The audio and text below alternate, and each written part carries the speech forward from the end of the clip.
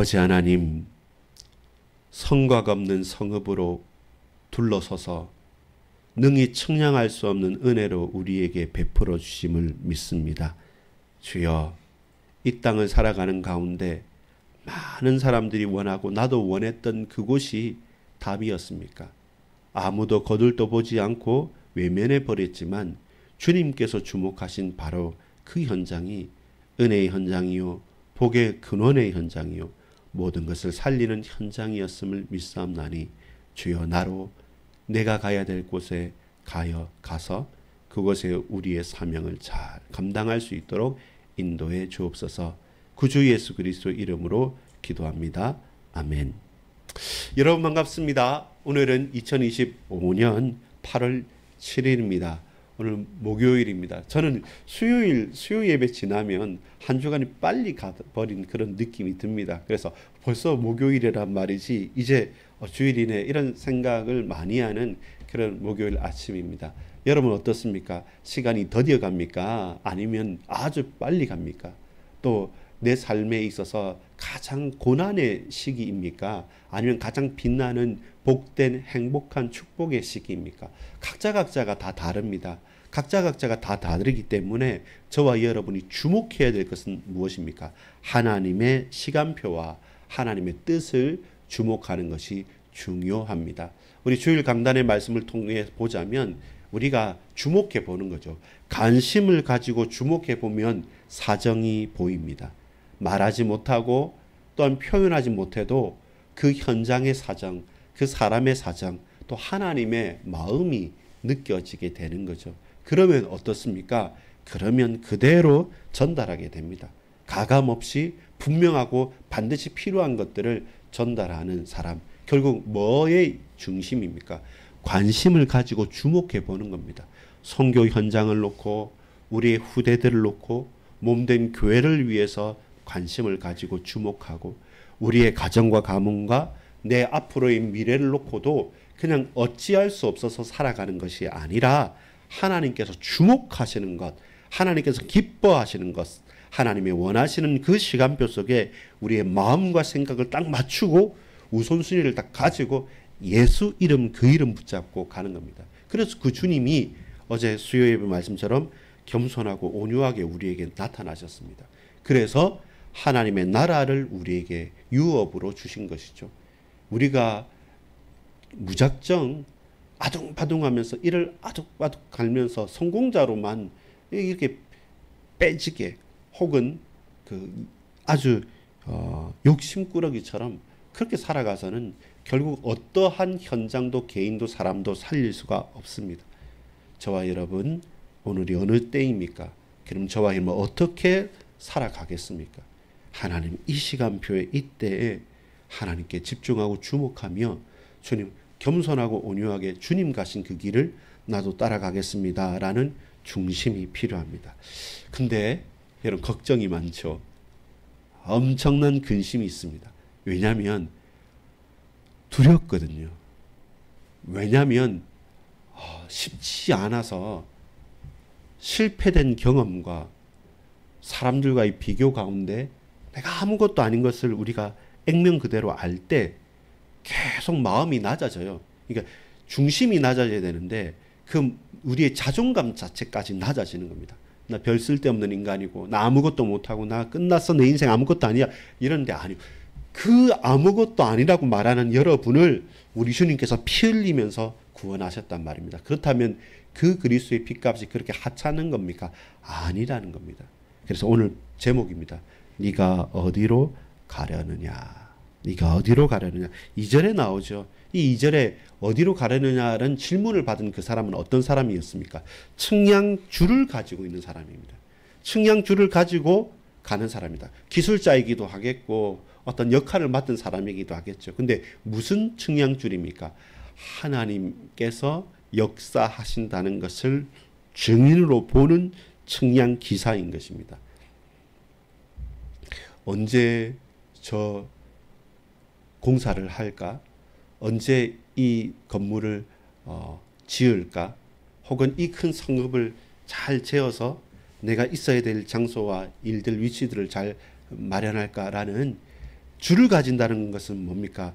아직 모른다는 거잖아요. 죄 봐야 아는 거잖아요. 그러니까 두렵죠. 그러니까 혼란스럽죠. 그러니까 잘 모르는 거죠. 하나님의 능력을 맛보면 아는데 하나님의 능력을 재보려고 하니까 안 잡히는 거죠. 근데 사람은 그렇습니다. 사람은 재보고 따집니다. 신용 등급도 재보고 그 사람의 통장 잔고도 보고 그리고 이렇게 저렇게 휴대폰 하나 개설하려고 하고 은행에 가서 통장 하나 만들려고 해도 뭐 사인할 것이 많고 뭐 조사할 것이 엄청나게 많습니다. 근데 여러분 하나님의 성전과 하나님의 나라와 그 성 거룩한 성 예루살렘을 측량하는 것 그게 쉬운 일이고 그게 하찮은 일입니까? 그렇지 않죠. 근데 여러분 놀라운 것이 있습니다. 이런 걱정과 근심이 많아서 어디로 가야 될지 분주한 그에게 이제 본론입니다. 성곽 없는 성읍이 우리 앞에 펼쳐져 있다는 겁니다. 본문에 이렇게 나옵니다. 성곽 없는 성읍 4절에 나오죠. 이르되 너는 달려가서 그 소년에게 말하여 이르기를 예루살렘은 그 가운데 사람과 가축이 많으므로 성곽 없는 성읍이 될 것이라 하라. 성곽 없는 성읍 뭡니까? 이 성읍은 있는데 동네는 있는데 그 주위에 울타리나 이게 없다는 말이에요. 왜 없다고 그럽니까? 사람도 많고 가축도 많으니까. 그 말은 우리가 생각하는 예루살렘은 그렇게 크지 않습니다. 이 전 세계 지도를 볼 때. 근데 하나님께서 예루살렘에 복을 주시고 그들과 동행하고 역사하시면 그 성읍이 확장되는 거죠. 커지는 거죠. 더욱더 번성하는 거죠. 그러면 단순하게 우리가 재어 있는 그 성벽과 울타리를 가지고 쳐질 수 있냐면 쳐질 수 없다는 것입니다. 측량줄로도 측량할 수 없는 크고도 넓은 은혜를 내가 더 크게 부어주겠다. 그 넓이와 깊이를 능히 측량할 수 없는 큰 성읍이 되게 내가 그렇게 만들겠다. 그러면서 뭐라고 말씀합니까? 내가 너희의 성곽이다 라고 말합니다. 5절이죠. 여호와의 말씀에 내가 불로 둘러싼 성곽이 되며 그 가운데 영광이 되리라. 사람들은 높은 성곽을 쌓고 튼튼하고 단단한 성곽을 쌓으면 적들에게 이길 수 있고 적들에게 보호할 수 있다고 생각하는데 아니요. 우리가 어떤 성곽을 쌓지 않아도 하나님께서 불로써 성곽이 되면 그 불을 넘어설 수 있는 자 없습니다. 대적들은 그 불에 다 탈 수밖에 없을 겁니다. 여러분 첫 번째 알아야 될 것입니다. 성곽 없는 성곽을 바라보라라는 것입니다. 예루살렘은 사실 조그만 도시입니다. 그러나 그들이 하나님께 붙들림 바 되어지고 하나님께서 그들을 위하신다면 하나님께서 우리 가정을 붙드시며 하나님께서 저와 여러분과 우리 교회를 붙드신다면 여러분 사람이 능히 측량할 수 없는 넓이와 높이와 그 길이가 되어져서 하나님의 크고도 놀란 은혜가 풍성하게 능력으로 역사하는 주께서 불로 나의 성곽이 되시는 우리 가정이 되고 우리 교회가 되고 우리 현장이 되고 우리 지역과 나라가 된다는 것입니다. 그것입니다. 축복이죠. 은혜죠. 하나님께서 지키지 않으시면 반드시 성벽 성곽을 쌓아야 되는데 하나님께서 지키시면 성곽이 없어야 돼요. 왜냐하면 그 은혜와 축복과 전능하심을 누구도 그 안에 다 담을 수가 없기 때문에 성곽 없는 성읍이 되십시오. 믿음이 없다면 정말로 취약하고 죽습니다. 그러나 하나님을 아는 믿음이 있고 하나님의 백성이라면 성곽이 있는 것보다는 없는 게 좋습니다. 주께서 내 울타리가 되시고 주께서 내게 보호하여 주셔서 적들은 보호하고 우리는 안아주시는 것이죠. 그래서 성곽 없는 성읍 예루살렘을 회복하라는 겁니다. 지금 이 예루살렘의 사람들의 형편이 그래요. 메말라 버렸고 죽었던 땅에 돌아왔는데 성전을 짓기도 하고 자기의 집도 짓기도 하는데 뭐 하나 완성된 것은 없어요. 적들은 침입합니다.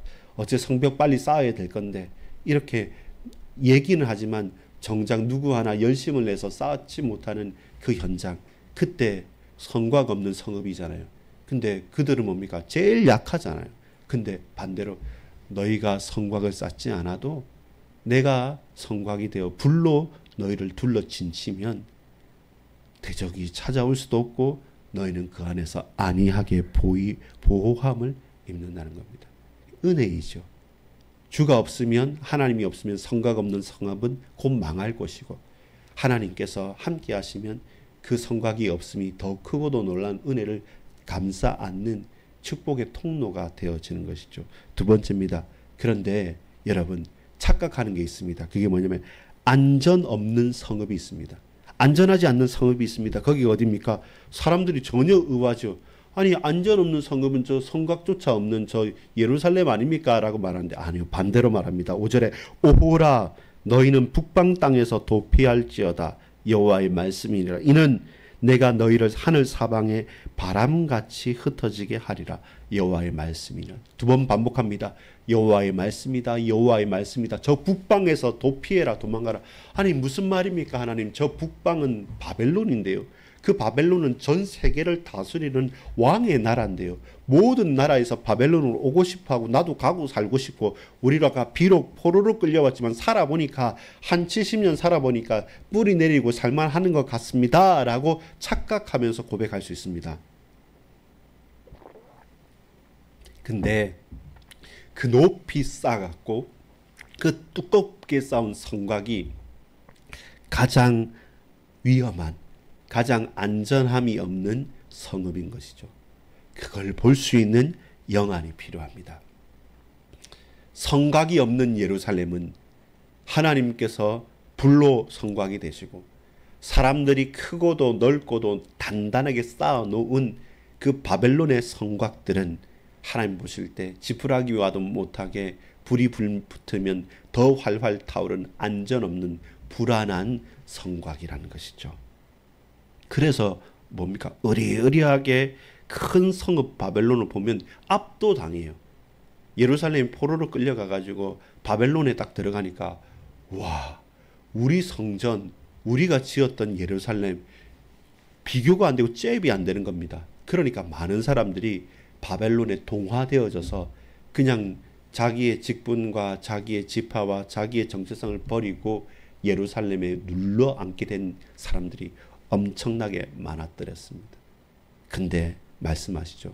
장차 망할 곳이고 곧 사라지고 바람 불면 없어질 그런 먼지와도 같고 공기와도 같은 것이 뭐냐? 너희들이 자랑하는 이 북방 바벨론 성읍이다 라고 합니다. 그래서 튼튼하게 쌓아 올릴수록, 높게 올릴수록 더 많이 무너지는 것이 바벨탑이었고요. 마찬가지로 이 바벨론과 로마와 전 세계 모든 패권 열강국도, 미국도 마찬가지예요. 막 이제 자기 마음대로 하고 싶어 하죠. 그러나 결국 부메랑처럼 돌아옵니다. 영원한 제국은 없었습니다.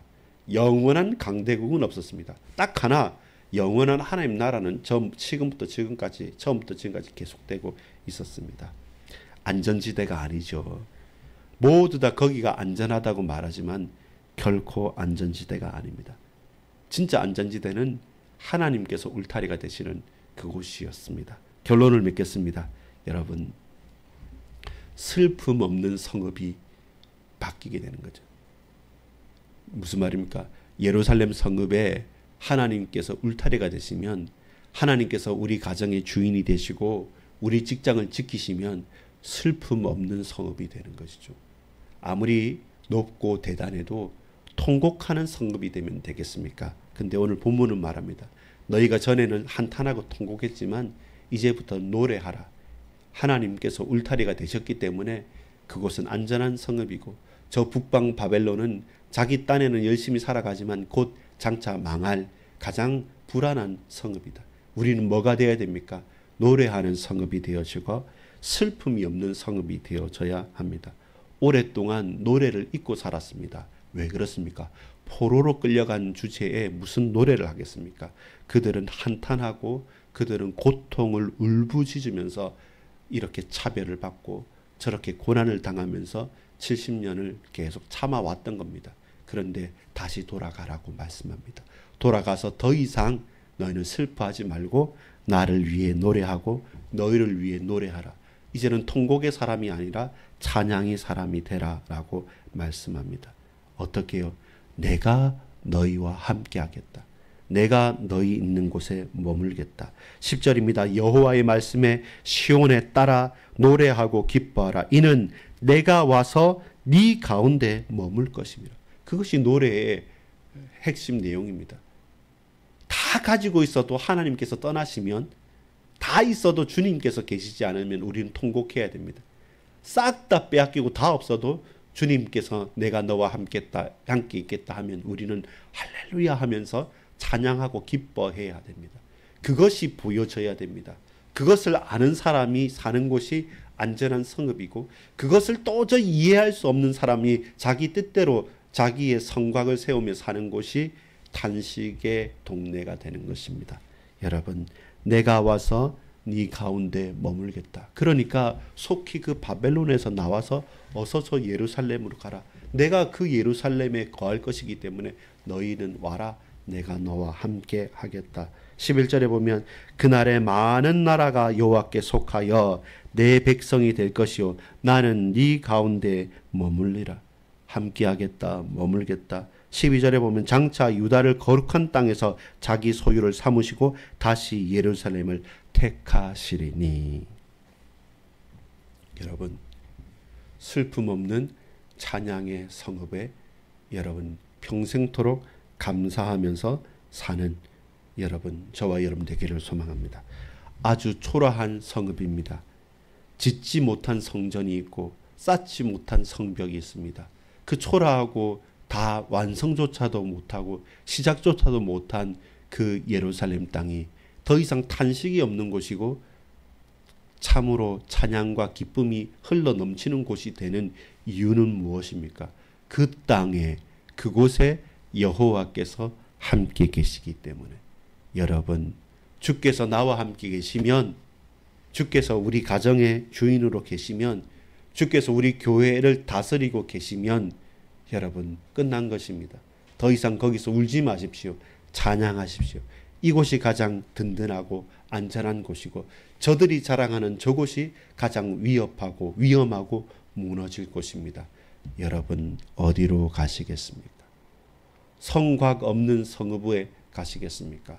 단단하고 높은 저 바벨론 성읍에 가시겠습니까?